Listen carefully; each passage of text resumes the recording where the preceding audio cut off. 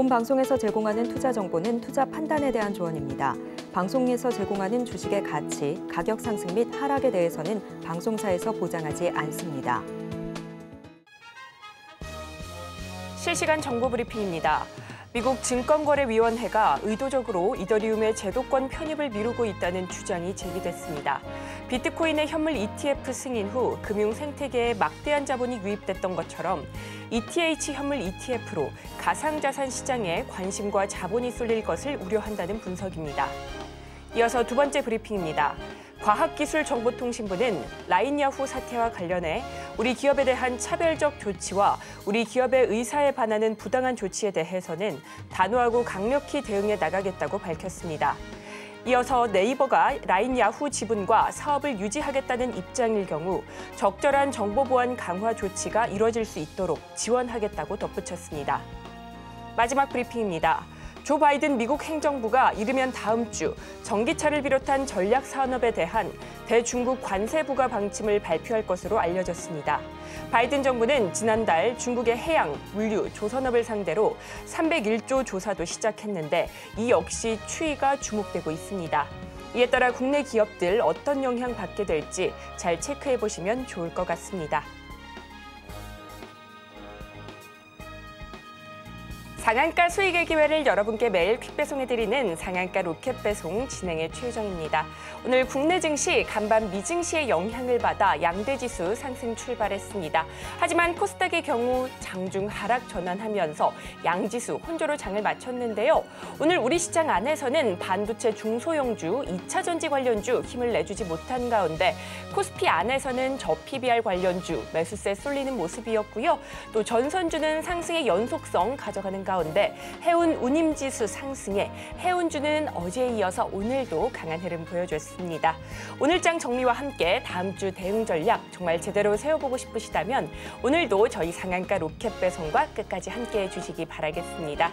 그리고 종목 상담 원하시는 분들 위해서 저희가 실시간 상담 접수 받고 있습니다. 02-3153-2642로 전화 주시면 저희가 발빠른 상담 도와드리겠습니다.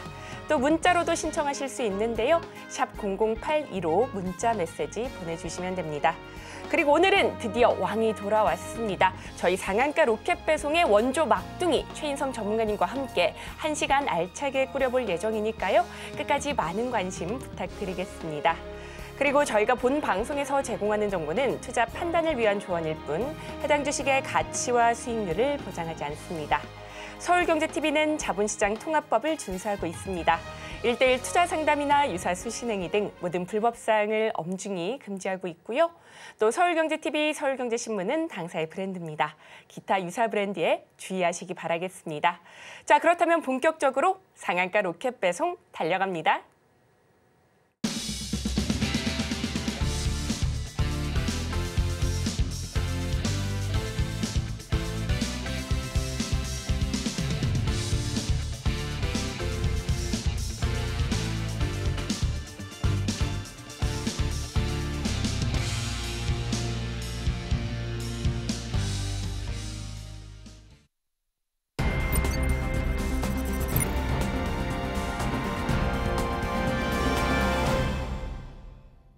나도 투자 고수가 될 수 있다. 나도 투자연구소의 최인성 전문가님 모셨습니다. 전문가님 어서 오세요. 네, 안녕하세요. 최인성입니다. 오랜만에 인사드립니다. 전문가님 네. 너무 오랜만입니다. 반갑습니다. 네, 감사합니다.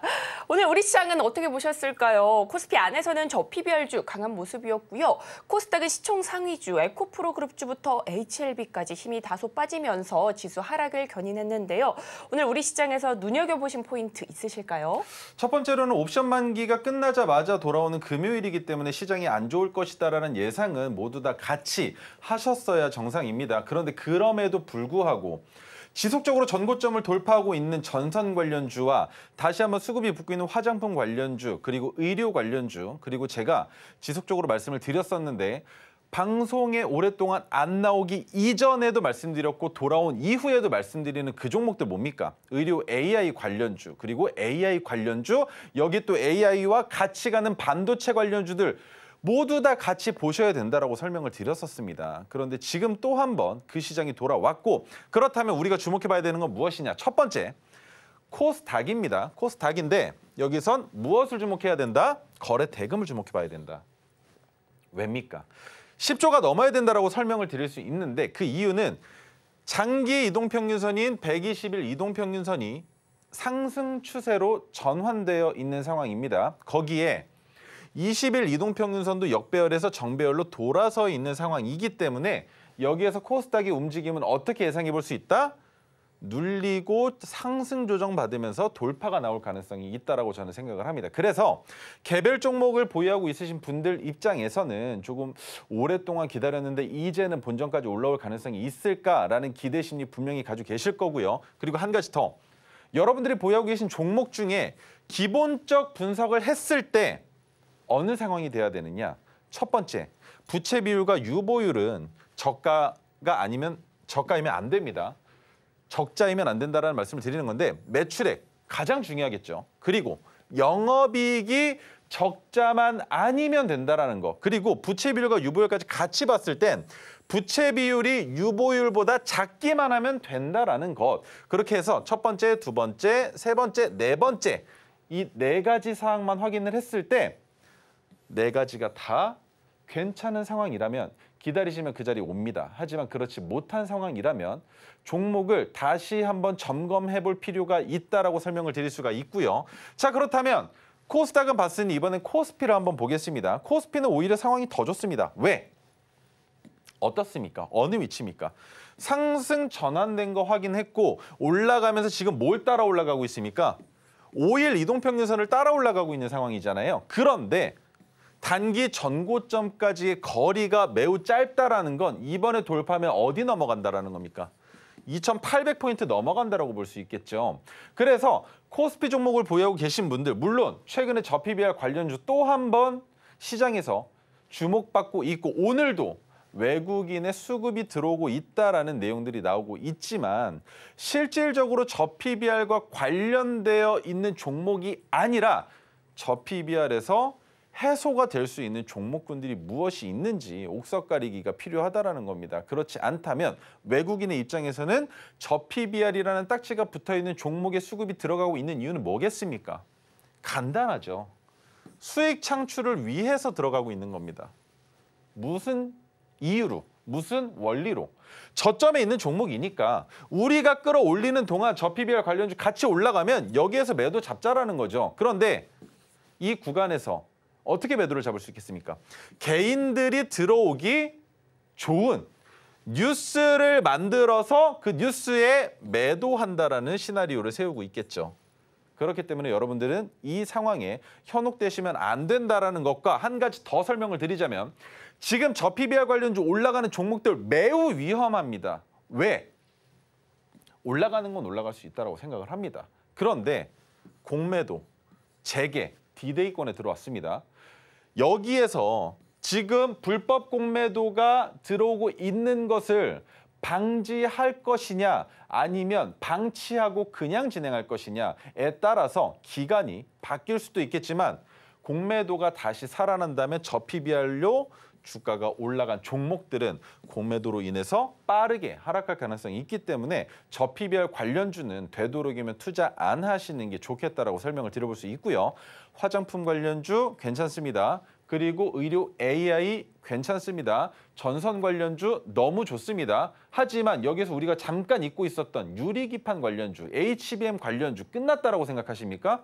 끝나지 않았습니다. 끝나지 않았습니다. 물론 플라스틱 소재를 더 좋게 개선해서 유리기판을 대체할 수 있겠죠. 하지만 유리기판 관련주 지금 당장 사용하기에는 부적합한 내용들이 있지만 왜 올라가겠습니까? 기대 심리 때문에. 그 기대 심리로 주가가 상승하는 모멘텀을 보여주고 있기 때문에 유리기판 관련주 그리고 HBM 관련주들은 다시 또 한 번의 상승을 보여줄 가능성이 있다는 것과 그리고 여기에서 전선 관련주가 이렇게 많이 올라가면 빼먹지 말고 보셔야 되는 게 뭐겠습니까? 전선 관련주가 올라가는 이유, 가장 근본적인 이유를 아셔야죠. 무엇 때문에? AI 때문이죠. 그런데 AI 때문에 전력 소모량이 늘어난다. 그런데 AI로 전력 소모량이 늘어나는 이유는 뭐다? 데이터 센터가 위치해 있는 구역, 업무를 보는 구역이 어디다? 시가지라는 거죠. 그죠? 도심에 있다라는 겁니다. 도심에. 그래서 이로 인해서 전선 관련주의 주가가 올라가는데 여기에 한 번 더 시너지가 된 게 뭡니까? 구리 가격. 그죠? 구리 가격의 상승으로 인한 시너지가 더 나타났다라는데 그렇다면 지금 전선 관련주 정신 놓고 올라가고 있습니다. AI 관련주 마찬가지로 올라가는데 여기에는 반도체가 같이 섞여 있죠. 그런데 얘네 뭐 합니까 지금? 모아 데이터, 데이터 솔루션 뭐 합니까? 못 올라가고 있잖아요. 매집하는 구간이라고 생각 들지 않으십니까? 그렇다면 이 친구들 빼놓을 수 없겠죠. 거기에 지수가 상승할 때 추진체의 역할을 하는 거 뭐다? 제약바이오 보셔야죠. 그런데 제약바이오 중에서 지금 또 못 올라가는데 야금야금 올라가는 종목이 있습니다. 뭐? 비만치료제. 비만치료제 보셔야죠. 여기까지만 보시면 올해 세린메이 의미 없습니다. 여러분들 세린메이 타격 안 받으십니다. 6월로 넘어간다? 자, 여러분들 지금부터 아주 좋은 기회가 오지 않았습니까? 뭐? 미국 대선 언제입니까? 11월 초죠. 미국 대선이 되면 올라갈 종목들 눈에 훤히 보입니다. 그중에 또 놓치면 안 되는 종목 뭐? 비트코인 관련주 보셔야죠. 비트코인 관련주 보셔야 될 겁니다. 미국에서 ETF 상품이 승인됐다라는 건 무엇을 의미하느냐? 서로 누가 더 많은 물량을 확보하는 데 주목할 것이냐. 누가? 미국과 중국이 서로 누가 더 많은 물량을 확보할 것인지 경쟁하고 있는 상황이기 때문에 그 물량의 확충이 끝난다면 전고점을 돌파할 가능성도 있다. 그런데 그 시기가 언제? 미국 대선으로 이어질 가능성이 있다는 겁니다. 그런데 미국 대선으로 이어지면 이어질수록 관련된 종목들 변동성이 커지겠죠. 그리고 지금은 특정 인물에 대한 이슈들이 많이 나오고 있는 상황이기 때문에 그 부분에 주목하시면서 한 가지 더 여기에서는 뭐 아니면 도다. 뭐? 원전 관련주와 신재생 에너지까지 보시되 이쪽은 확실하게 승기를 잡을 수 있는 상황이 아니라면 웬만하면 투자하시는 걸 조금은 기피하셨으면 하는 바람이 있습니다. 이상입니다. 네, 이렇게 오늘 전문가님과 함께 시장 그리고 섹터까지 살펴봤습니다. 저 PBR주는 이미 너무 많이 올랐기 때문에 신규 진입으로는 조금 위험하다 이렇게 말씀해 주셨고요. 유리기판이나 HBM 그리고 제약바이오 쪽은 매수세 쏠릴 수 있으니 잘 체크해 보시면 좋을 것 같습니다. 또 시장에서 부각될 종목 미리 선별해서 강한 수익 만들어 보고 싶으시다면 우리 전문가님과 함께 공부하시면서 현명한 투자 전략 세워보시면 좋을 것 같습니다. 자, 이어서는요. 우리 전문가님께서 또 공략하신 종목이 있다고 합니다. 전문가님 어떤 종목들 얼마나 올랐는지 궁금한데요. 네. 리뷰 부탁드리도록 하겠습니다. 자, 리뷰를 해드리기 앞서서 여러분들께서 궁금해하시는 부분들이 몇 가지가 있으세요. 네. 그동안 뭐 했냐, 그죠? 뭐 했는지 궁금해하시잖아요. 그래서 그 부분을 지금부터 한번 보여드리도록 하겠습니다. 자, 어떻게 접근하시면 되느냐? 우리 일상생활과 똑같이 생각하시면 됩니다. 첫 번째 종목, 모나리자. 노래도 부른 종목입니다. 그런데 오늘은 노래 부르지 않겠습니다. 한 번 더 말씀드릴 시기가 올 거라고 생각을 하고 있고 모나리자는 무엇 때문에 매수를 하게 됐는지 지금부터 설명 한번 드려볼게요. 재지 관련주입니다. 그죠? 그리고 애국주로 엮여 있습니다. 그런데 저출산과 관련된 내용까지 있다라는 겁니다. 이것으로 매수했을까요? 아니죠. 자, 먼저 설명을 드리겠습니다. 화장지 제조 판매와 지류 제조, 일용 잡화 판매업을 영위하고 있는 기업인데 일본 제품 불매 운동 시의 기적이나 화장지 역시 불매 제품 대상에 포함되면서 애국주에 들어갔다라는 내용이 있습니다. 그리고 주 생산 제품이 기적인데 그로 인해서 저출산과 관련된 종목으로 엮여져 있다라는 거. 총선이 4월 10일이었죠. 그때 수급이 붙지는 못했습니다. 왜? 그보다 더 큰 이슈가 있었기 때문이에요. 모나리자를 그렇다면 매수한 이유가 뭔데? 궁금하시죠? 저는 토르시노가 포착될 때 잡았는데 조금 빨랐습니다. 하지만 이 종목 추가 매수라면 했지 매도할 이유가 없었다라는 거. 무엇 때문에? 보이시나요? 제가 글씨 쓰고 있는 거 보이시나요? 두 번째.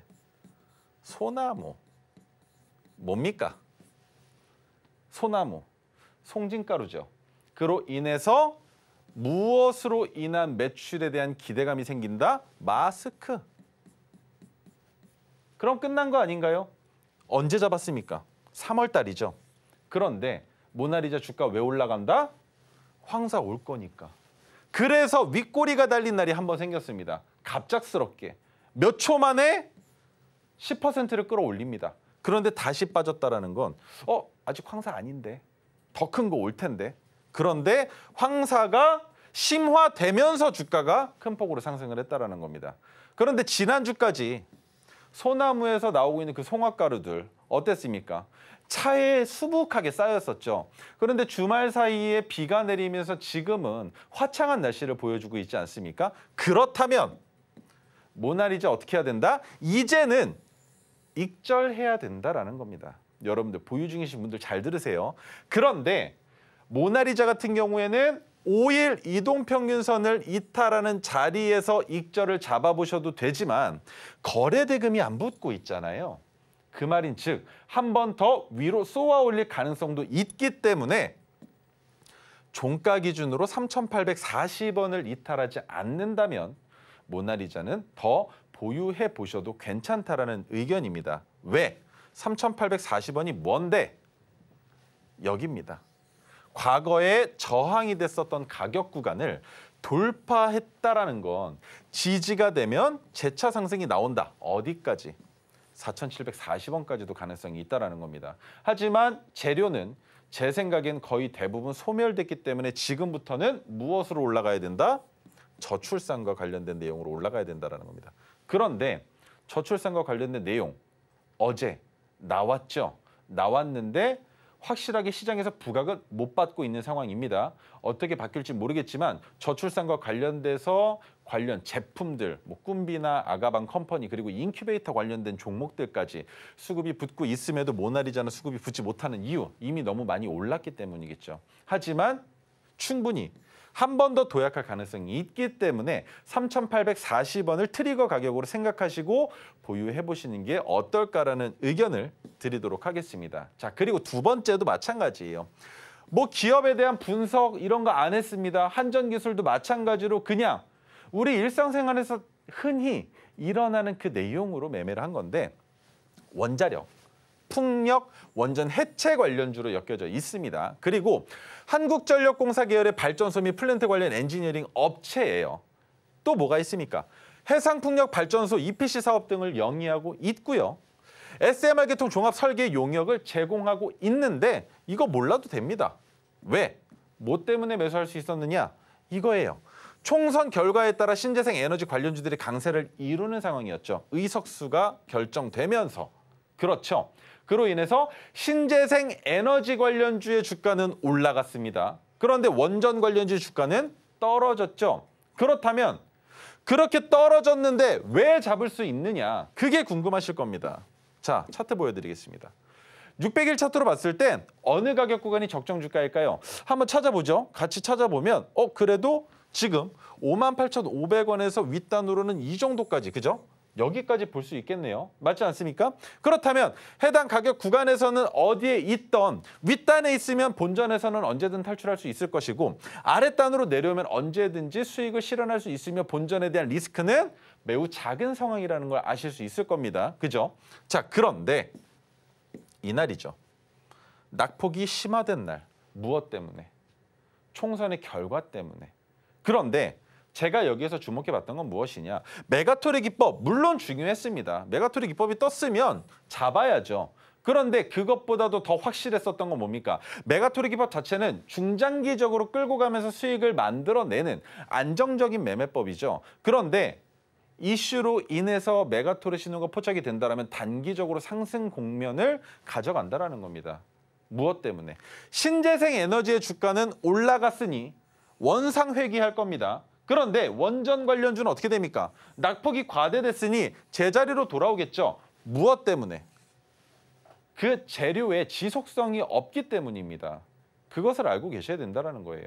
물론 대선은 다릅니다. 대선 같은 경우에는 집권하는 기간이 있기 때문에 관련된 종목들의 주가가 그 기간 내에 지속적으로 변동성이 생길 수 있지만 총선으로 인한 의석수로 인해서 정부의 정책이 바뀔 수 있다라는 내용으로는 장기적으로 모멘텀을 가져갈 내용이 아니다라는 거. 재료가 금방 소멸된다라는 겁니다. 그로 인해서 한전기술을 매수했고 이 자리는 무엇이다?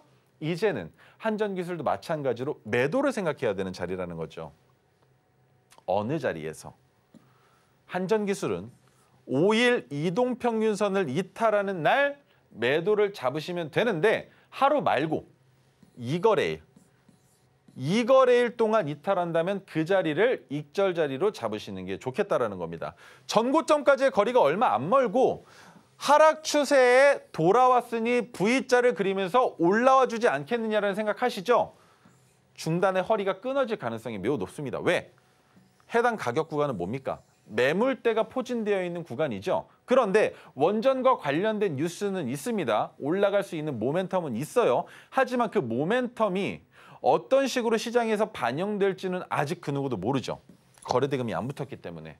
하지만 올라갈 거라면, 모멘텀이 있다면 외국인이 5일 이동평균선을 2거래일 이상 이탈시키지 않는다라는 겁니다. 하지만 이탈됐다라는 건 이 가격 구간이 조정받는 가격 구간이겠구나. 거기에 모멘텀이 드러나면서, 모습을 드러내면서 뉴스를 만들면 한번 반짝 떴다가 다시 제자리로 돌아올 수도 있겠구나라는 생각을 가지셔야 되고, 두 번째는 이 자리에서 조정받는 게 아니라 내려왔다가 상승하면서 다시 한번 이 자리를 부딪힐 수도 있다는 겁니다. 그래서 한전기술은 5일 이동평균선을 이탈하게 될 경우에는 그 자리가 익절 자리가 될 수 있다는 거 꼭 기억해 주셨으면 좋겠습니다.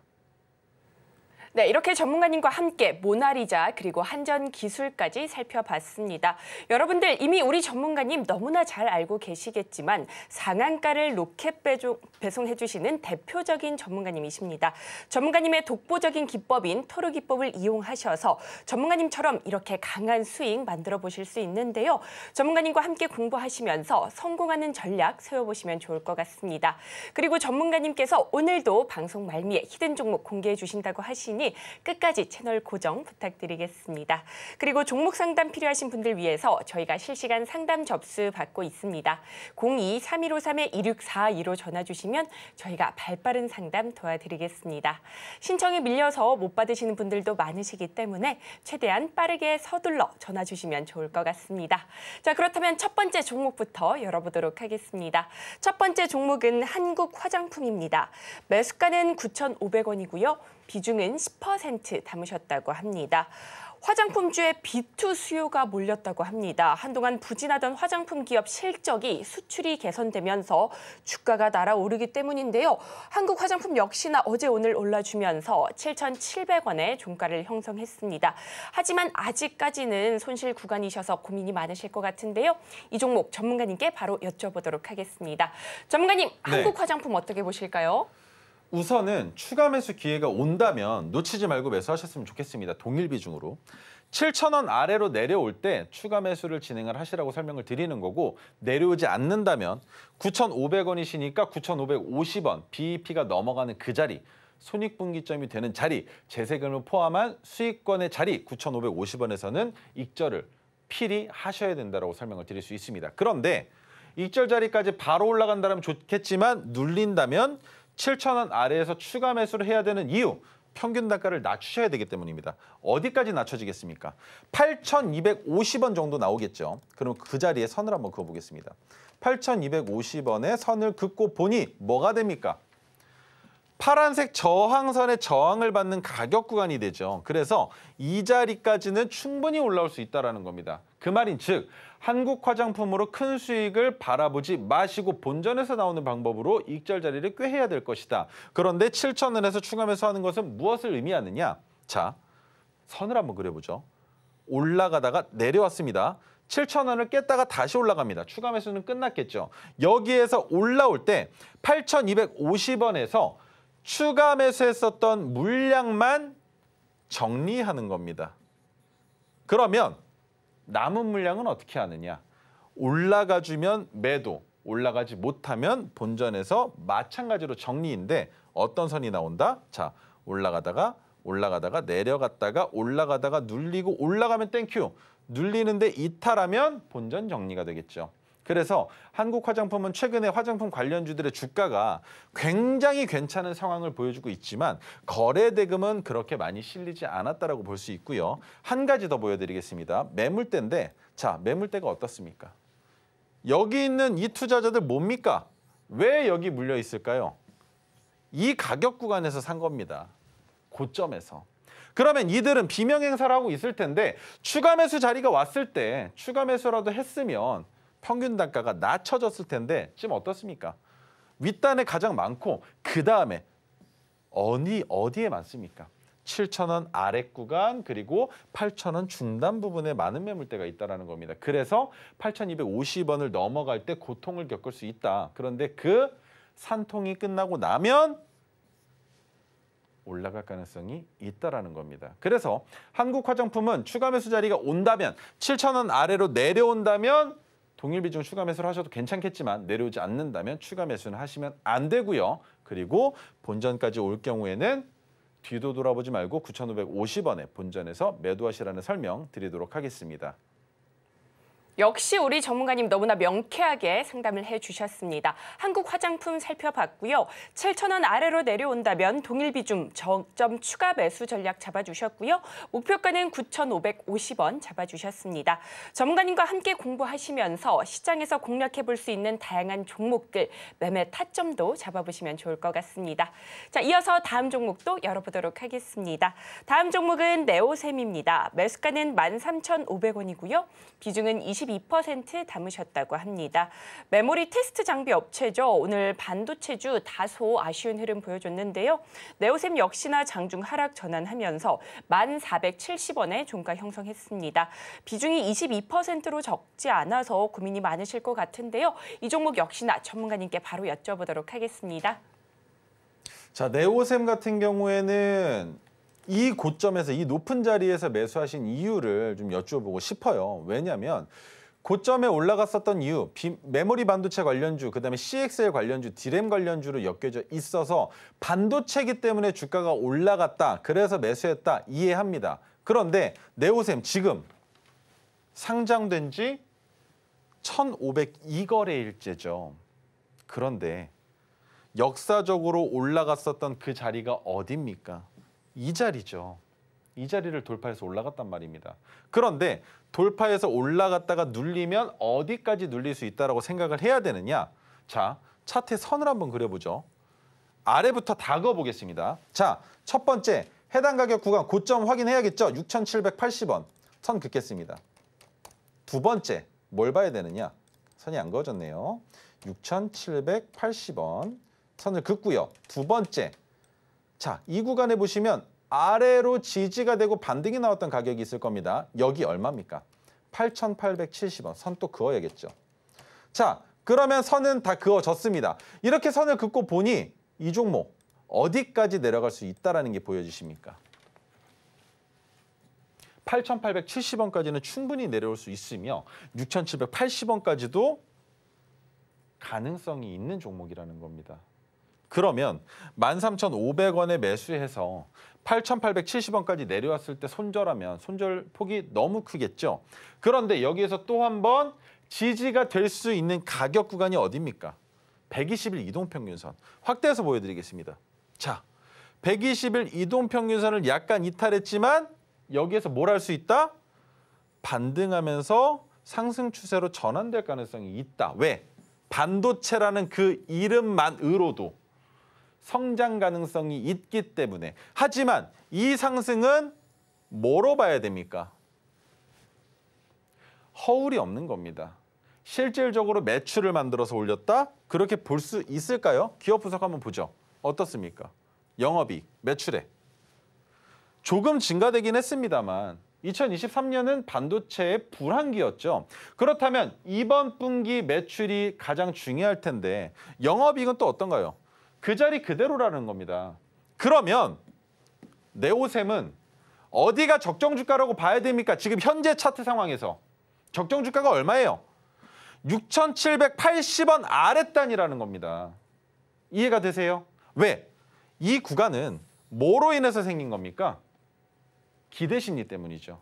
그 기대심리로 주가가 올라갔으면 그 기대심리만큼 매출액과 영업이익이 충족이 돼야 되는데 충족이 되지 않으면 어떤 차트의 움직임이 만들어진다? 그림을 한번 그려보겠습니다. 자, 올라갔다가 내려오면서 기술적 반응이 나타났어요. 점점 흘러 내려갑니다. 야금야금 내려가다가 어디까지 온다? 적정 주가까지 내려온다라는 겁니다.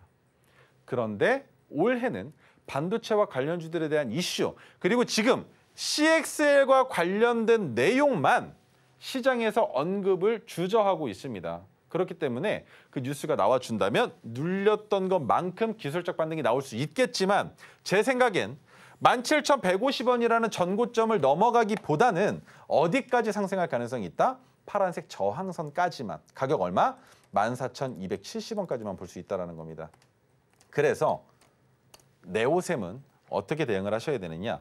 주가가 내려온다면 지금 120일 이동평균선의 지지를 받고 있지만 그 자리를 종가로 이탈을 했습니다. 그래서 단기적으로는 더 내려갈 수 있다. 8,870원까지. 그러면 저라면 이렇게 합니다. 8,870원에서 추가 매수를 할 겁니다. 그런데 비중이 이미 많은 상황이시죠? 추가 매수 못한다라고 보셔야 됩니다. 그렇기 때문에 8,870원에 추가 매수했다라고 가정을 하고 이 자리에서 지지가 되고 반등이 나온다면 난 어디서 매도한다? 13,500원 넘어갈 때부터 13,500원을 이탈하려는 순간이 나타난다면 그냥 바로 약손절을 하는 겁니다. 그런데 주가가 올라간다면 아주 작은 수익이지만 14,270원, 14,200원 여기 이 구간에서 익절한다라는 계산이고요. 6,780원까지 내려온다. 그렇다면 둘 중에 하나입니다. 왜? 이 자리에서 지지가 될 것으로 생각하고 손절을 하지 않고 내려온 거지 않습니까? 그렇다면 이 자리에서 뭘 해야 된다? 추가 매수를 생각하셔야 된다는 겁니다. 비중이 많다라고 하셔도 어느 자리에서 여기까지 내려온다면 자, 어느 자리인지 제가 차트에 선을 한번 그어보겠습니다. 파란색 저항선의 가격이라고 볼 수 있는데 4,430원. 그죠? 그러면 4,500원 아래로 내려오면 추가 매수를 감행한다라고 생각하셔야 손실 없이 탈출하실 수 있다라고 설명을 드릴 수가 있습니다. 더 자세한 종목에 대한 상담이 궁금하시다면 저와 함께 하실 수 있는 그곳으로 와주시길 바라겠습니다. 네, 이렇게 네오셈까지 살펴봤습니다. 8,870원에서 지지되고 반등된다면 13,500원을 이탈하려는 순간 약손절하시고 만약 올라간다면 14,200원 구간에서 익절하시면 좋을 것 같습니다. 만약에 밀려 내려간다면 4,500원 아래로 내려왔을 때 추가 매수해보시면 좋을 것 같습니다.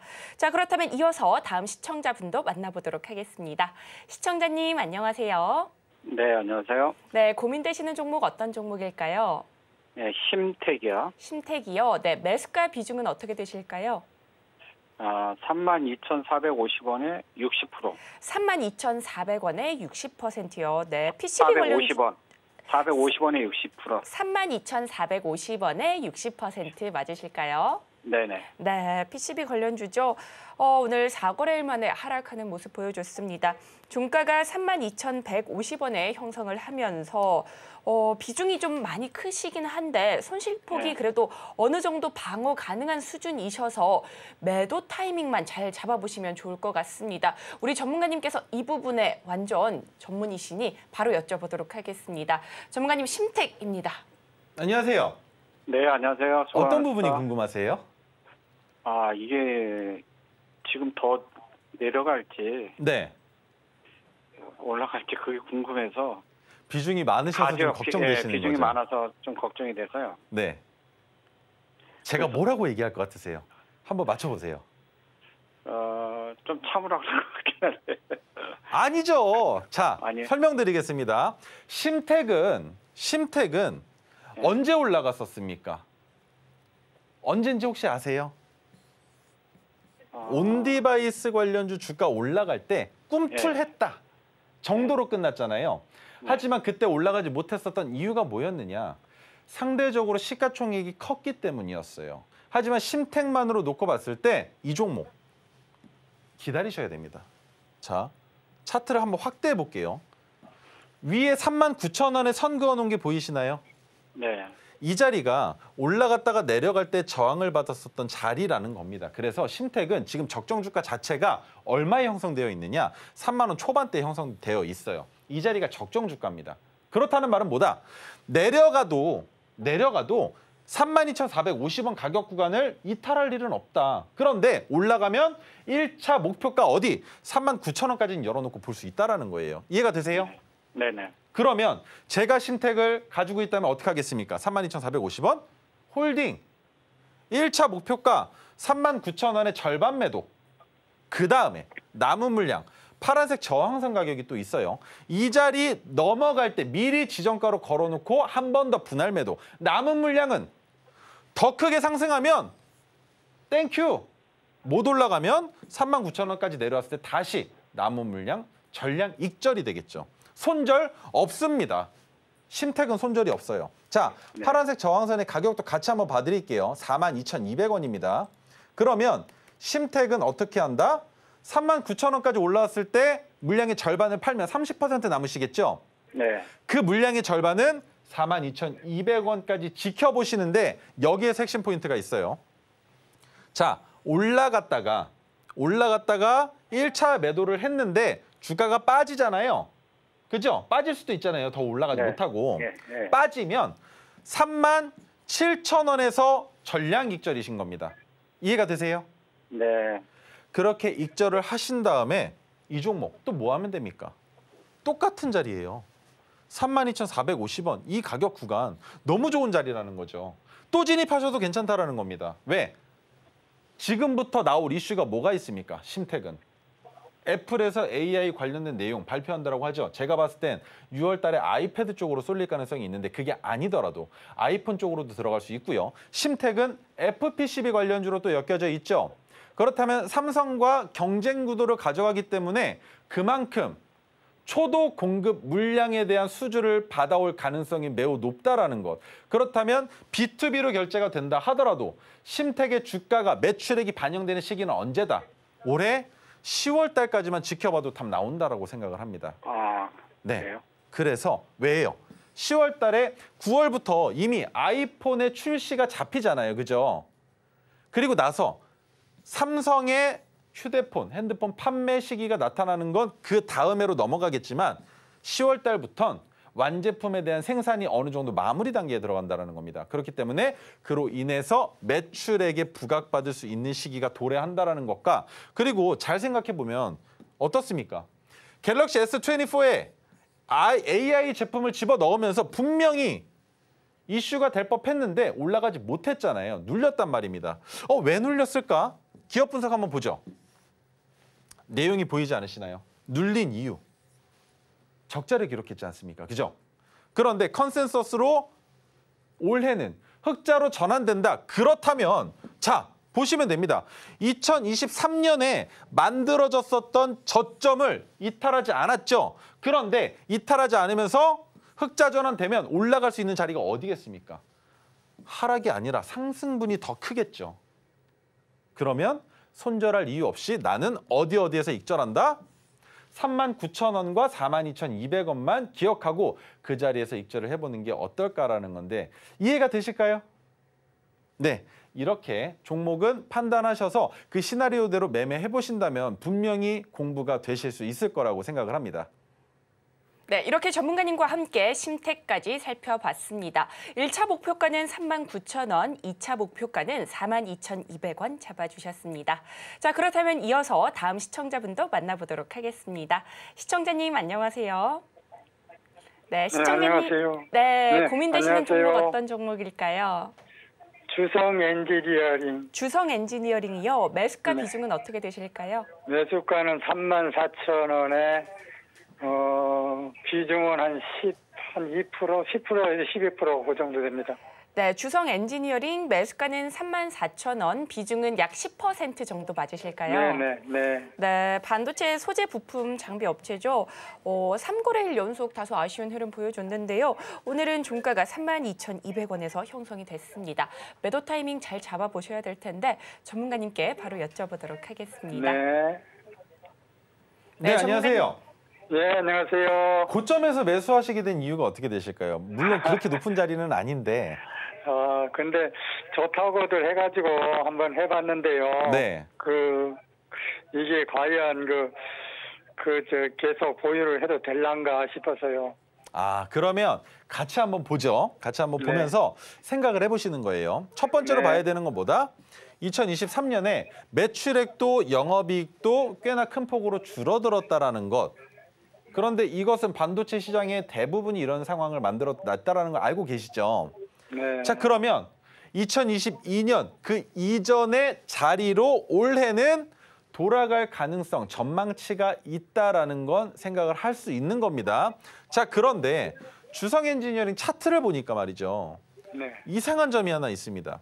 2023년 여기까지 선을 한번 그어볼게요. 2023년에는 어두운 시장이었고 2022년 그리고 2021년에는 괜찮았던데 왜 어두운 시기에 주가가 올라갔을 것이냐라는 거에 의심을 가져야 된다는 거예요. 그 말인 즉 주성 엔지니어링의 적정 주가가 이제는 상단부로 올 가능성이 있다라는 겁니다. 22,000원 위로 말이죠.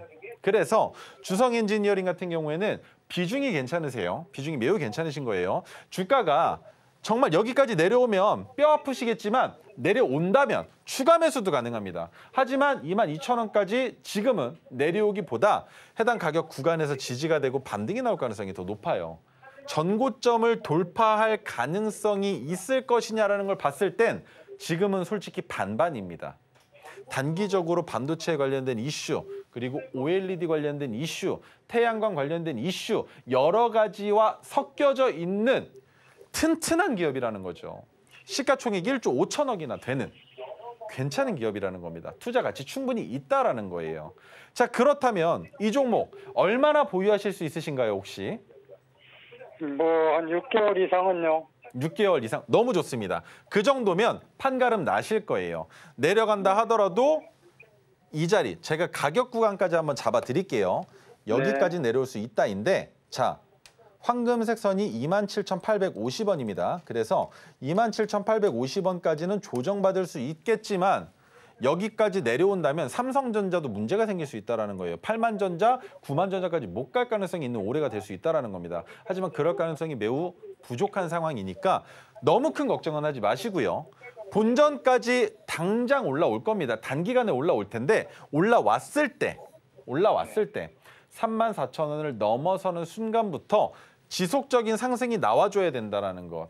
자, 3시 20분 기준으로 34,000원을 넘어가는 날부터 34,000원을 이탈하려 한다면 그 다음 날 34,050원에 익절을 걸어 놓으시는 거예요. 이해가 되시나요? 좀 어려운가요? 네. 이해가 되세요? 왜냐하면 주가가 올라가면 한 번에 끌어올려야 됩니다. 그런데 지금 이 구간은 뭐가 되느냐? 저항 가격 구간이에요. 그래서 이 가격 구간에서 싸우고 있는 겁니다. 그런데 이번에 또 올라갔다가 넘기지 못하고 해당 가격 구간에 머무른다는 건 조정 기간이 아직 안 끝났다라고 보는 거예요. 그런데 그 조정이 끝났을 때 반도체 관련주들의 업황이 지금보다 더 개선되지 않으면 상승하기보다 하락할 가능성이 더 높아진다는 겁니다. 그렇다면 주성 엔지니어링의 적정 주가 얼마? 22,000원.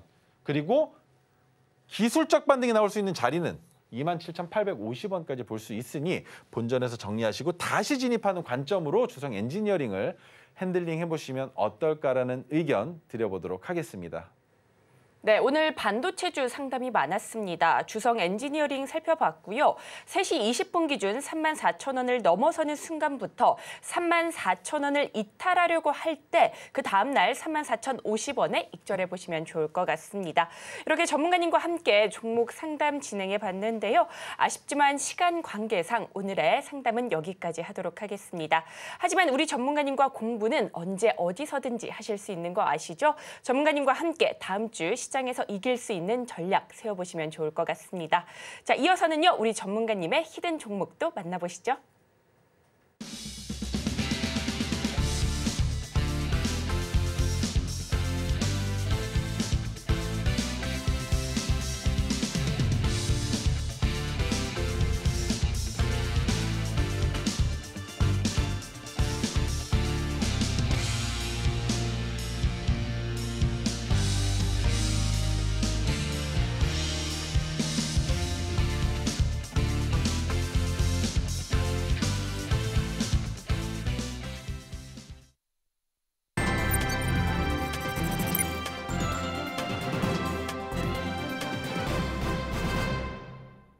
네, 이어서는요. 우리 전문가님께서 토르 기법으로 포착한 종목들 중 꼭 잡아야 하는 종목 로켓 배송 종목으로 가져오셨다고 합니다. 과연 오늘의 종목은 무엇일지 힌트부터 만나보시죠. 오늘의 로켓 배송 종목 살펴보겠습니다. 전자, 화학, 하우시스, 생활건강 등 다양한 상장사를 계열사로 보유한 지주회사로 잭슨랩과 알츠하이머, 암 비밀을 풀어낼 AI 개발에 착수하며 관심을 모으고 있습니다. 과연 오늘의 종목은 무엇일지 함께 살펴보시죠. 전문가님, 네. 자회사 이름이 공개되게 된다면 너무나 쉬워질 것 같습니다. 우리 생활 전반적으로 아주 가까이에 있는 기업인 것 같은데요. 네. 어떤 종목일까요? 이거 모르면 간첩인데. 자, 설명드리면서도 뭔데 너 지금 뭐 얘기하는 건데 느낌이 오실 겁니다. LG전자, LG화학, LG하우시스, LG생활건강, LG유플러스, G2R 등의 상장사를 계열사로 보유하고 있는 LG그룹의 지주회사죠. 지주사입니다. 지주사. 답이 나왔죠. 자, 주주가치 제고 확대를 위해서 배당 성향을 25%로 확대한다는 내용이 최근에 있었고요. 잭슨랩과 알츠하이머 암 비밀을 풀어낼 AI 개발을 착수하겠다라는 내용이 나오고 있는데 솔직한 말로 언제 될지는 모릅니다만 AI 산업군에 진출하겠다는 내용 정도로 치부해도 괜찮다라고 설명을 드릴 수 있습니다. 자, 그리고 자회사 LG CNS가 스마트 팩토리 솔루션에 사용되는 통합 관리 시스템인 EasyUMS를 개발했는데 해당 기업이 LG CNS가 상장되게 될 경우에 누가 수혜를 받는다? 지주사가 수혜를 받는다라는 겁니다. 그리고 LG화학 등 고객사의 공장에 이미 스마트 팩토리 전환을 추진하고 있는 상황입니다. 자, 내용 너무 좋아요. 그죠? 내용 너무 좋죠? 그런데 차트는 더 좋습니다. 차트는 더 좋아요. 왜? 첫 번째, 메가토르 신호가 포착됐을 때 이미 이 종목 어떻게 움직이는지 우리가 눈으로 확인이 끝났습니다. 그런데 고점에서 잡은 게 아니죠. 낙폭이 얼마나 빠르게 내려왔습니까? 또 한 번 메가토르 신호가 포착이 됐다라면 이 종목 매수 안 할 이유가 있습니까? 어디까지 볼 수 있을까요? 뭐야? 눈에 훤히 보이네. 그런데 시가총액이 매우 크고 지주사이기 때문에 올라가는 데 시간이 오래 걸릴 수 있는 메가토르 기법이다라고 여러분들께 말씀드릴 수 있습니다. 첫 번째 포착된 날짜 4월 5일입니다. 종가 81,100원이었고요. 두 번째 포착된 날짜 4월 12일, 종가가 77,600원이었습니다. 그런데 크게 내려왔기 때문에 진입해도 괜찮다. 오늘 종가 79,800원입니다. 그렇다면 81,100원보다 낮은 위치에 있다라고 여러분들은 이해하실 수 있겠죠. 메가토르 기법 매도하는 방법 1차 5%, 그죠? 2차 검은색 저항선, 3차 파란색 저항선인데 잘 보시면 2차 매도가 86,600원입니다. 1차 매도는 얼마일까요?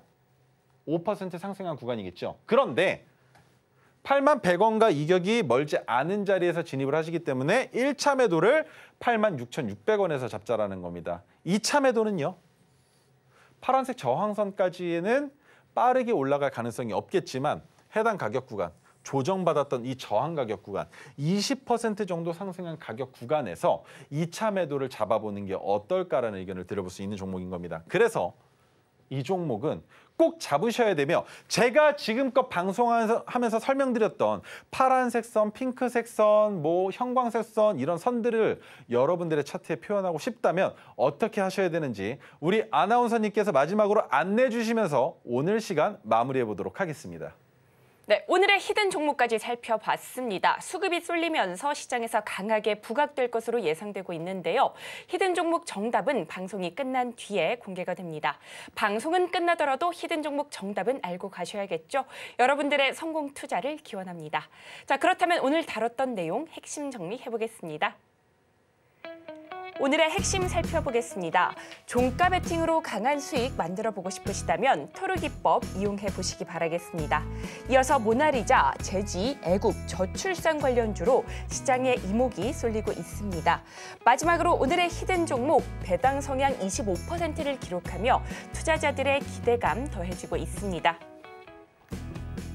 이번 주 시장 정리와 함께 다음 주 시장 전략 세워보고 싶으시다면 전문가님과 함께 공부하시면서 현명한 대응 방법 찾아보시기 바라겠습니다. 그리고 저희가 본 방송에서 제공하는 정보는 투자 판단을 위한 조언일 뿐 해당 주식의 가치와 수익률을 보장하지 않습니다. 서울경제TV는 자본시장 통합법을 준수하고 있습니다. 1:1 투자 상담이나 유사수 신행위 등 모든 불법 사항을 엄중히 금지하고 있고요. 또 서울경제TV, 서울경제신문은 당사의 브랜드입니다. 기타 유사 브랜드에 주의하시기 바라겠습니다. 저희가 준비한 소식은 여기까지입니다. 저희는 다음 주 이 시간에 다시 또 찾아뵙도록 하겠습니다. 오늘도 시청해 주셔서 고맙습니다.